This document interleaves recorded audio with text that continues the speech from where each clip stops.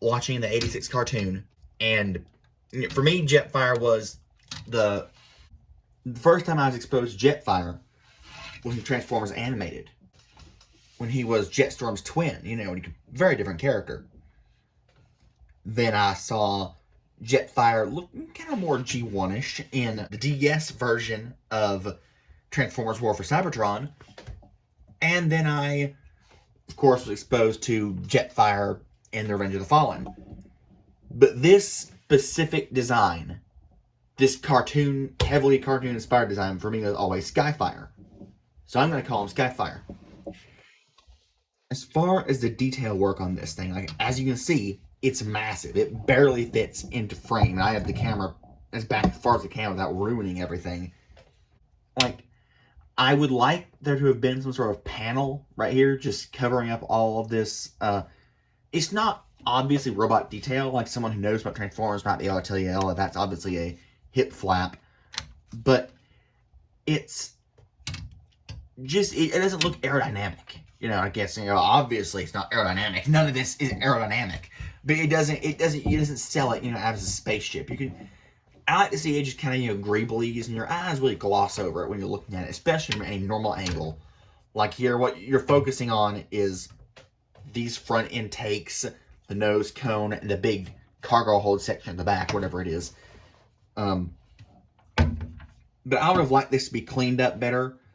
But again, even the Masterpiece had a tough time cleaning that up. The third parties can do that, but third parties don't have to obey safety laws. They probably don't pay their engineers as much, and they're just third parties in a different class of its own compared to the official Hasbro Takara release. But as for detail, the detail that is there, the intakes are really good.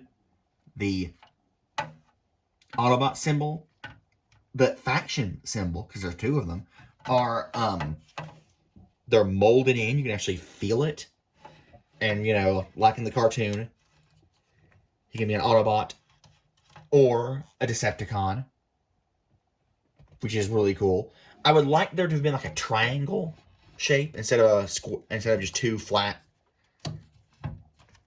When I fold it around, you see it's a flat, shape with two sides. I would like to have been like a triangular shape, so you could have the plain white, unaffiliated symbol, like kind of like the Masterpiece has, the three different plates you can put in there. They have triangular shaped, three-sided rotating objects before. The obvious example is Blitzwing's head. But there are others. I think that could have been done.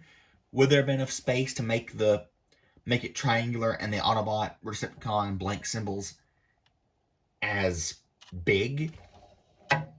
I don't know that, honestly. There must have been a reason, be it budget, or maybe they didn't even think. Maybe they didn't think people would want it. I see this as kind of like there are jokes about this being hey, did you accidentally get a Masterpiece toy? This is a mini Masterpiece toy. I'd have preferred them to put that level of detail into this, but there were compromises made. I'm fine with compromises. There are, on the bottom, there are handles. 5mm pegs, which you can give to anyone with a 5mm port. Now, what that means is, if you flip up the landing gear, which it does have folding out landing gear, and like the fact that the landing gear, it's really cool how they built this in. Those are his shins, of course, but his shins are big, blocky things, kind of look like Prime shins, and they're perfect spots inside the landing gear. The landing gear in the nose right there just folds in.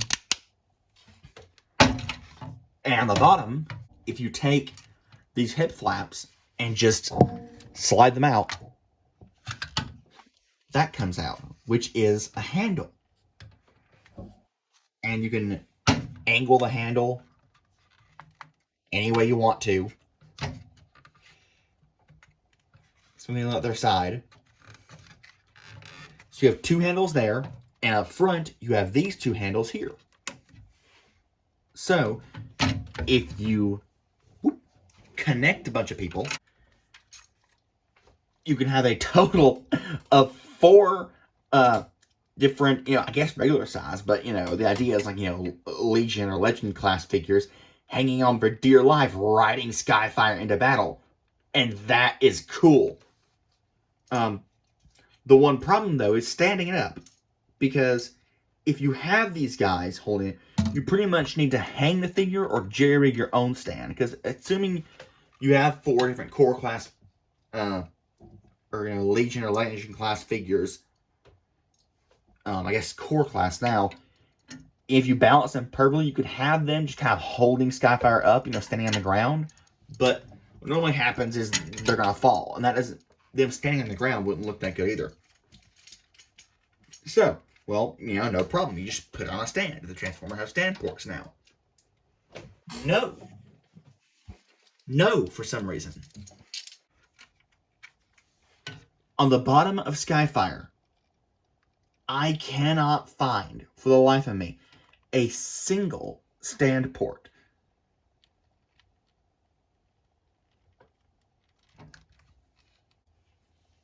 These 2 ports and that port in there. These 2 ports can be used for weapons. That port in there, pretty much nothing can reach that port, and it's not used in robot mode. I thought that'd be a great stand port, but like it doesn't fit your bog standard Figma stand. So, there's nowhere to put it. The basic what you have to do is you either hang it from the ceiling or you jerry-rig it. You grab some stands with the little hook attachments, which these, everybody knows. They can unplug and they can plug back on, so you don't have to buy separate entire stands. They should just come with them. Tighten down the screws really tight, because this guy's heavy. And you just find places and ways to kind of, have him that gripping the nose, and this back there. And get more than 2, because it will wobble. I'd get like 3. And you can have him standing up. In a flight pose. Otherwise, there's nothing you can really do with him other than have him sitting down or have it on the flight stand. Of course, you can always have him facing up. Like that. If you would like. He never took off like a rocket ship in the cartoon, but it's your own toy. Your own interpretation. For further things you can do, articulation. You can move these flaps. Be completely facing, even a bit inward or all the way a bit more than completely horizontal. I like to have them like this. And you can, this isn't the intended function, but you can definitely use these as control surfaces. These back here doesn't move the correct way at least. And these only go down. They do not go up. But the coolest part of what you can do in the vehicle mode, by far, is Titan Master integration. So, what you can do, you bend down the cockpit, and then you open this up. And as you see, there is some Greeblies in detail in there. That's cool in of itself. But, if you fiddle with your toys like I do, you realize that you can move that.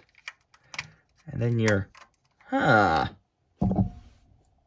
there's a cavity. Now, one other thing, this is a port, so you can plug that onto, whatever you want to. If you want to use it for, if you want to store it, you can just flip that out and plug it onto there.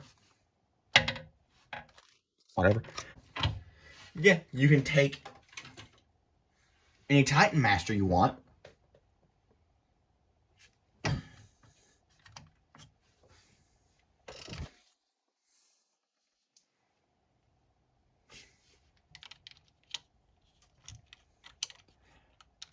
And you can have him piloting it. Not really piloting, but riding in front. And fixing this. That's another thing I'll get to later. Which is really, that's neat. But you also have more spots. You have a total of 3 Titan Master spots on this guy. Because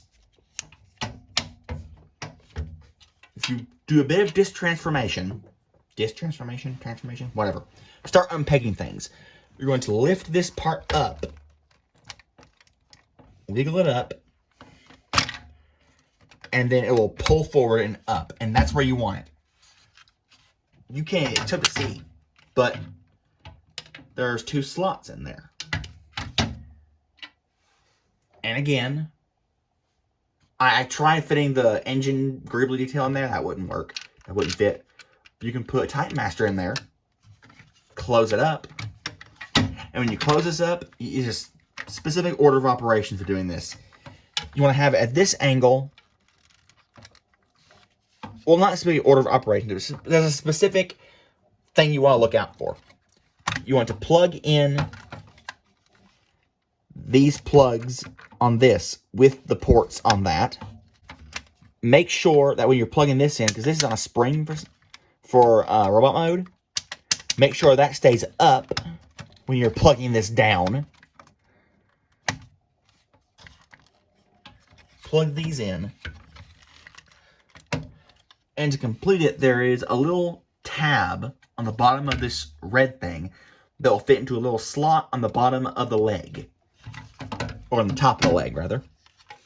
And you will see that right there, and you shift it, and it will pop into place. And you'll most time you can hear it, and you can see that one already moved itself into place. And it's closed up, and you can see the Titan Master in there. And that's cool. Another thing that it comes with is that not the most graceful of weapon storage, but it's this gigantic pack of doom and death. And there are a bunch of weapons in this. So first, Autobot symbol on it. Underneath it, oh, okay, it's off. You unpeg this, and this will unpeg into a missile. This gun, and this gun can unpeg to become this smaller gun and this missile, spear, sword, gun thing. And all of these are blast effect compatible, by the way. And on this side, take that off. And then under here, you can wiggle this off. And there's a way it goes together too, which is interesting. Really cool. And this all falls apart. You have 2 of these guns. And you have this big gun, which is his traditional double-barreled rifle. Now, the way it goes back together is there's this shape up top here, and there's that shape there. Same shape. There's that post there, there's a port there, and they will slide in, and they'll fit into place. Now, there's also a tab there, and a slot here. So, you'll peg these together, same thing on the mirror side, and they will hold not very securely, but they will hold in place just enough. I did that upside down. So you want the black guns facing up, the double-barreled main gun facing down. You want them oriented like this, so they're all facing forward. And then you plug the whole assembly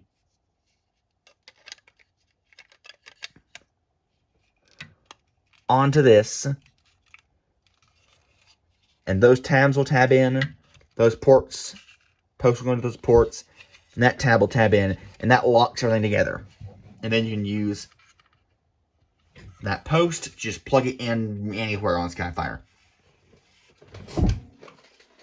But with all this, what you can do, this has no posts anywhere on it, so you can't use this. But you can just put everything on this guy.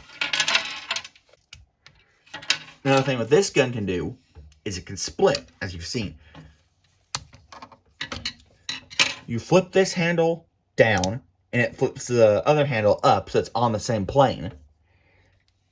See, because otherwise, the handle will be offset. Makes it symmetrical, which I like. You take this handle, flip it up. And then you just put all of this on him. I shall also note that you can put weapons, you can expose these tabs and more weapons. When you do that, you can get your finger in there and pull that out if you want to, but the right way to do it, or the best way, is just to bend the wing down, and that post will just come up. And then you can unfold the wing, and then you can fold the wing back up to keep that post right where it should be. So that is just one of the ways you can armor this guy up and arm this guy up and just give him an arsenal. And you can have hours of fun just putting guns on this guy. He has more ports and more posts on him, obviously. Of note, these tabs up here, they don't do anything, but they're basically posts, because a 5mm port will fit over it, and it'll hold it snugly. So that's a weapons mounting place.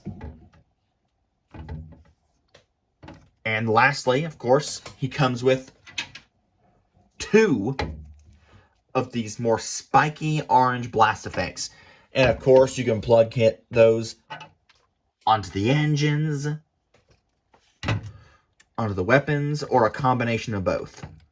So you can make this guy just a warship if you want to, and that's cool.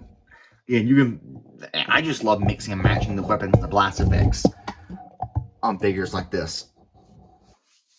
Do note though, as much as you want to, as much as I want to, I don't like to leave the blast effects on for display, at least long term. You know, just if you're having a friend over, put the blast effects on right before he comes, right before they come over, and then take them off right after your friend leaves, because of the blast effects are known to be capable of stripping paint and melting plastic if left on for a long period of time.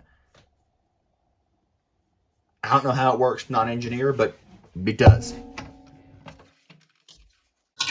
Now, all that out of the way, on transformation. And there is a transformation is a process, but I like processes. And it's not difficult at all. It is actually very quick and easy if you know what you're doing. But there are snags you can hit. One of the snags is getting into vehicle mode itself. I mentioned, well, 2 of the snags. I mentioned this up here, that problem. And I also did not mention this. For these parts are very loose and floppy. And they tab in to a slot there. And there's a slot that tabs in to that tab there. Now you got that tab though, you can't even see it here. You cannot see that tab very easily. So what I had to do is I had to turn him over and line the tab up first. And the tab only goes in a tiny amount, so it's easy to pop out. And then go over and pop this in. And as long as you don't grab it from the nose, it should be fine. But if you grab it from the nose, that is all that's holding the nose straight. So you grab it from the nose and start to bend it, it just pops right out. That's something to take note of. You see it pop out a bunch of times during the review. You're just going to flip out the foot. Get your fingernails in there if you have any, which I do not. I have fingernails, I just like to keep them trimmed very tight, so it's tough for me to do a lot of things that require fingernails. I normally keep like a screwdriver or something flat handy. And there is a couple of posts or of tabs and slots that will just serve to index this in the right location. So make sure you line that up correctly. And then the best way though to make sure you're lined up is this door will come around And then these two tabs will go into these two slots. And that will lock that from moving. So it's now one solid piece. And then you have this very tall, cumbersome thing that you cannot, I repeat, cannot gerwalk. There is no... That's about as far as you can get with the joints. The hip won't go farther, and the knee won't go, it won't hyperextend. So that you cannot gerwalk it, really. And now this another part where the order of operations is very important. You want to take the arms, pull them out, and then swing them down. And they're going to tab in. You'll hear it, like, they're tabbing in like that at a perfect 90 degrees. You do not want that. Otherwise, things will flex and they will not line up correctly. You want to hyperextend it. So I'm in the arm, fold the arm around, hyperextend it. You grab the nose cone and you flip it in completely, and then you can bring all of this down. As you bring this down, you feed it into there, and that is why you want to keep the arms hyperextended, because otherwise these tabs would have had nowhere to go. So if I put the arm in 90 degrees, that tab can't go past there, and you end up flexing and pushing, and that's just not nice. So you feed this in, line it up, and you know it's right when that's flush. If there's a gap or it's out like that, you know it's wrong. See, if it's out like that, it is wrong. It's in and flush, that's right. Then you can push the arms into the correct position. Hear that click, and they'll line up, and you just kind of flex it until that becomes as small of a gap as possible. Same thing on the other side. And then there is a slot there, tab there, which will mate with tabs and slots on this aperture. To come down, and there should be very little gap here and very little gap here. Because the camera, it looks like there's a big gap, but in real life you can tell there isn't. When it's not been properly transformed, it will look like that. A very obvious gap, and it will not seat correctly. That's when you want the order of operation of the chest very specific.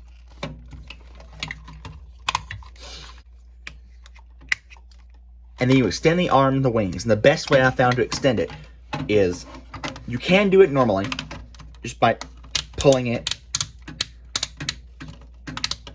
so everything's lined up the way you want it, because it's on a double hinge, and they can hyperextend. You can break it like that if you want to. So you can have it just looking really any way you want. I'm just going to put it the way I prefer it. But the best way I've found, take the arm and just bend it as far as it'll go, then straighten it out. And that gets you pretty much everything you want, how you want it to look. Skyfire's head hides in here, and that is a spring-loaded flap. So you don't need to go in there and close that gap, and there's not an ugly gap there to begin with. You know, they didn't leave it open, and there's no door for you to close, just tab for you to, panel for you to slide. It's spring-loaded, so when he moves his head up, you just closes right behind him. Now, he does not look the best. He does not look the best, and I mean that very Literally, like when you see somebody and you're like, hey, you doing good? Are you sick? He doesn't look the best in that respect because he looks dead. His eyes look dead. They're not painted and they're light piped, but there's a big brick behind his head. So light has a tough time getting in there. But if you very intentionally shine a flashlight behind his eyes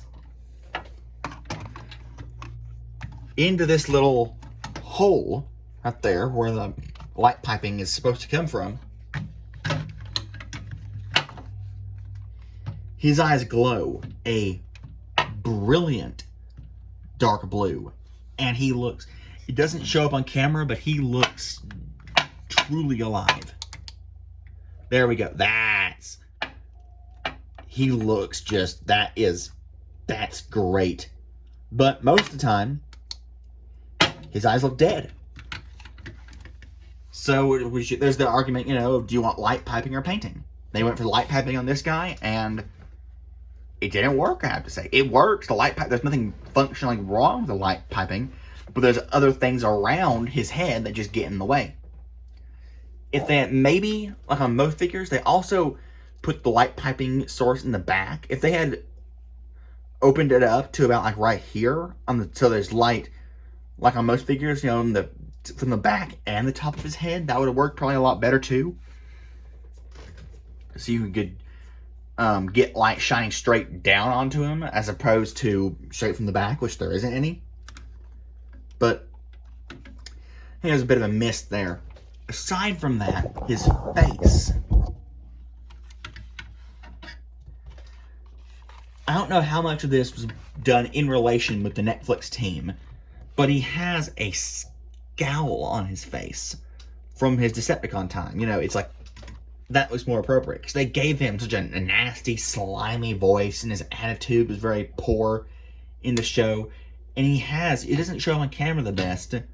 It looks more neutral on camera, but in person you can tell he's like scowling. His eyes are narrowed, and it's just, he's not the happiest looking chap. Which doesn't really fit Skyfire for me, because he's always, the kind, caring, sensitive. Do not fear, I will not hurt you. Gentle giant sort of figure.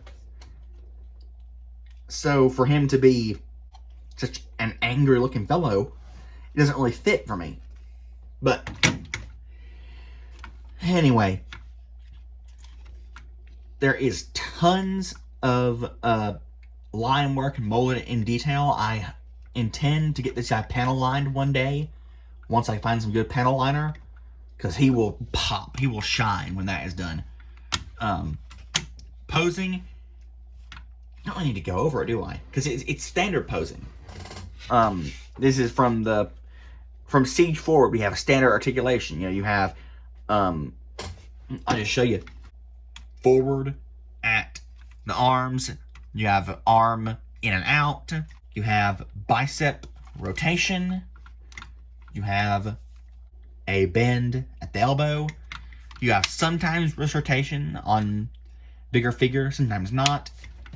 You will have the ability to move his legs forward, move his legs back, be able to do like a splits, like that, move the leg out. You can bend the knee, and most of the time, not always, most of the time, you have ankle tiltage. Sometimes you have ankle pivot. But why didn't I show you any of that? Why did I just describe it in a very clunky manner? Because this is one of the few modern figures that has ratchets.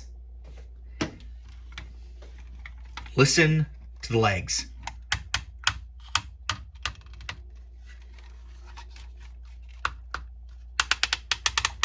Not that good?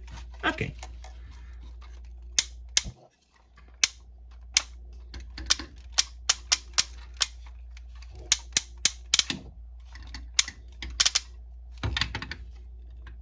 Still pretty lackluster? I understand. Listen to this. These are kind of smaller ratchets.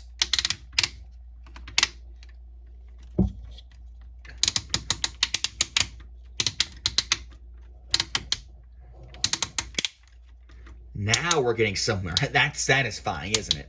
What's not satisfying is getting his arm lined up on that hyper extendable double hinge, because you can have this little ball sticking out. You can have it, you can kind of wiggle it to get it in the way I want it. You know, line up kind of that angle, but you know, it's not that big of a deal.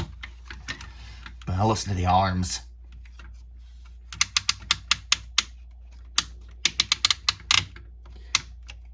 And the very best joint in this entire figure, the sound.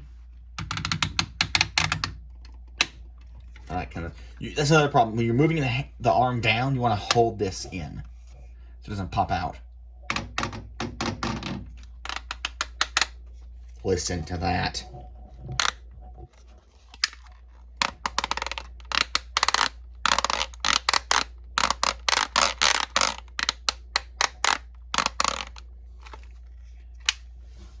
That is satisfying.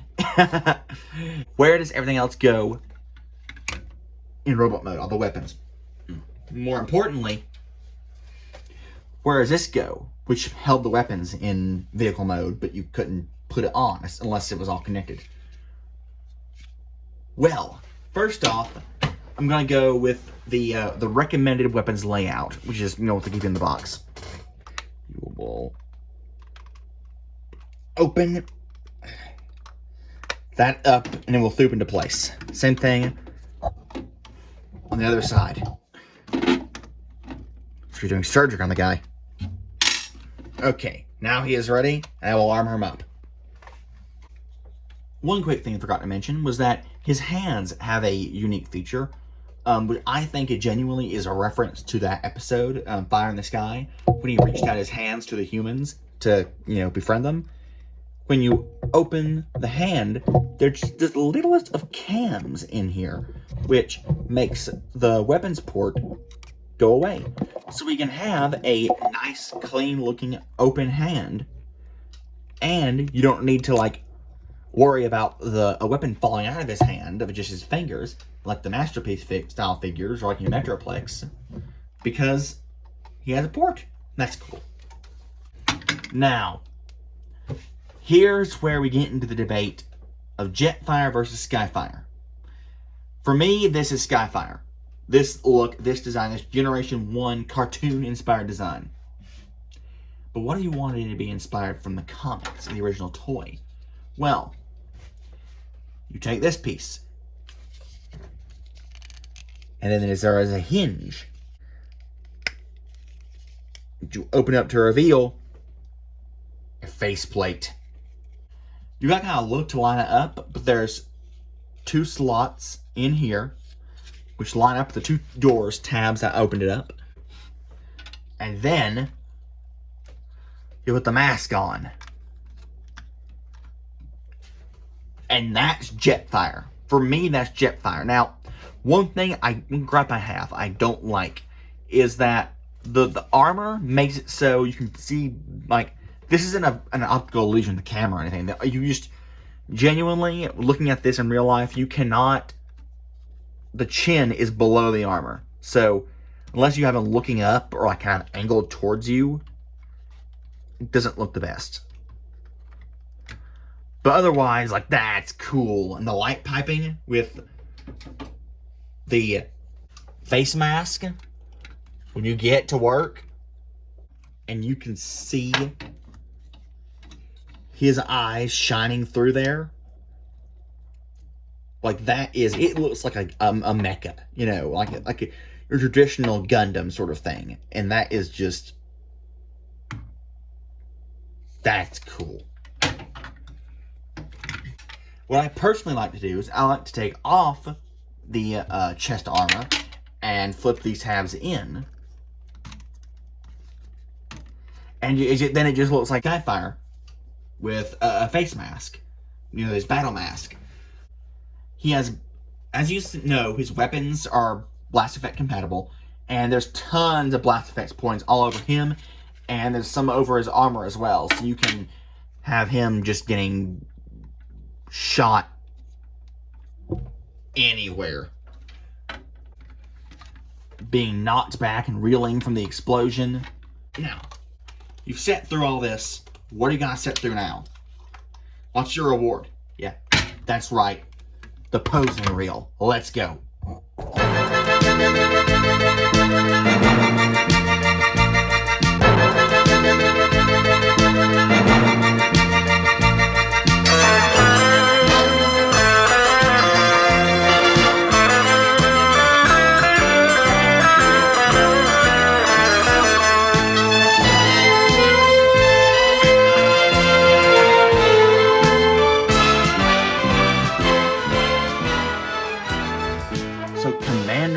course, Jetfire, or Skyfire, or whoever you want to call him. It's amazing. Truly a masterpiece of a figure that's not even in the masterpiece range. A titan of a figure that's not even in the titan class range. It is so humongous I can barely fit him into frame in my normal non-titan class figure recording setup. I can't even turn him around a full 360 because his guns and the blast effects will get in the way. An amazing figure that I really do highly recommend. He's getting to be a bit more expensive, but he's still affordable, and I'd get him before he becomes too expensive. Because I would not pay currently $200 for this guy, but 100, 110, 115, that's easily well within what this guy is worth.